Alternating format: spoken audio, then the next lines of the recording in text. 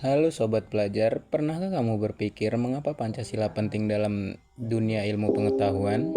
Yuk kita bahas bersama bagaimana Pancasila menjadi dasar nilai dalam pengembangan ilmu di Indonesia. Di sini saya sendiri dengan saya Galih Kurniawan dengan NIM 2407673 dengan rekan saya yaitu Muhammad Baldi Abdillah dengan NIM 2407639. Di sini saya akan menjelaskan tentang mengapa Pancasila menjadi dasar untuk pengembangan ilmu pengetahuan? Nah, yang pertama, Pancasila adalah dasar negara yang menjadi pedoman dalam berbagai aspek kehidupan, termasuk ilmu pengetahuan. Ilmu pengetahuan harus berkembang dengan nilai-nilai yang harus selaras dengan hubungan dan karakter bangsa. Mengapa penting? Agar ilmu dapat memberi manfaat yang seimbang bagi kemajuan teknologi dan manusia. Hubungan Pancasila dan ilmu pengetahuan.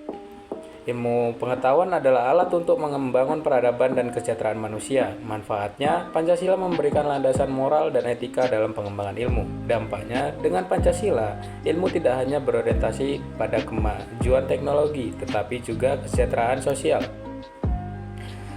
Pancasila sebagai paradigma ilmu. Nah, yang pertama, paradigma adalah kerangka berpikir dalam melihat dan memahami suatu fenomena. Pancasila sebagai paradigma berarti ilmu berkembang berdasarkan nilai-nilai dasar Pancasila. Yang ketiga, Pancasila menjamin bahwa ilmu digunakan untuk keselamatan umat manusia, bukan hanya keuntungan individu kelompok tertentu. Pancasila sebagai paradigma ilmu merujuk pada konsep-konsep bahwa nilai-nilai yang terkandung dalam Pancasila dapat dijadikan dasar atau kerangka berpikir dalam pengembangan ilmu pengetahuan. Dalam konteks ini, Pancasila bukan hanya sebagai ideologi negara, tetapi juga sebagai cara pandang atau pendekatan untuk memahami, mengembangkan, dan menerapkan ilmu pengetahuan di Indonesia. Pancasila tentu saja menjamin bahwa ilmu digunakan untuk kemaslahatan umat manusia, bukan hanya keuntungan individu atau kelompok tertentu. Hal tersebut dicerminkan dalam 5 poin-poin Pancasila. Yang pertama adalah Ketuhanan Maha Esa. Ketuhanan yang Maha Esa, dalam Ketuhanan Maha Esa, ilmu harus selaras dengan nilai-nilai agama dan tidak bertentangan dengan norma ketuhanan. Dan untuk sila yang kedua, yaitu kemanusiaan yang adil dan beradab, ilmu harus digunakan untuk kesejahteraan manusia, tidak untuk eksploitasi atau penghancuran. Dan yang ketiga, sila ketiga yaitu persatuan Indonesia, ilmu harus memperkuat persatuan bangsa dan tidak menimbulkan perpecahan. Yang keempat adalah kerakyatan yang dipimpin oleh hikmat kebijaksanaan dan perwakilan kebijaksanaan. Ilmu harus berkembang dengan prinsip demokrasi dan kebebasan berpikir.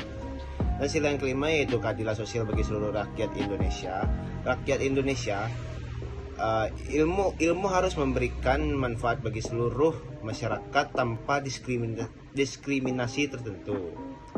Dan yang selanjutnya adalah dalam proses pengembangan ilmu dengan nilai Pancasila tentu saja tidak luput dari tantangan. Ada beberapa tantangan yang dihadapi dalam pengembangan ilmu dengan nilai Pancasila.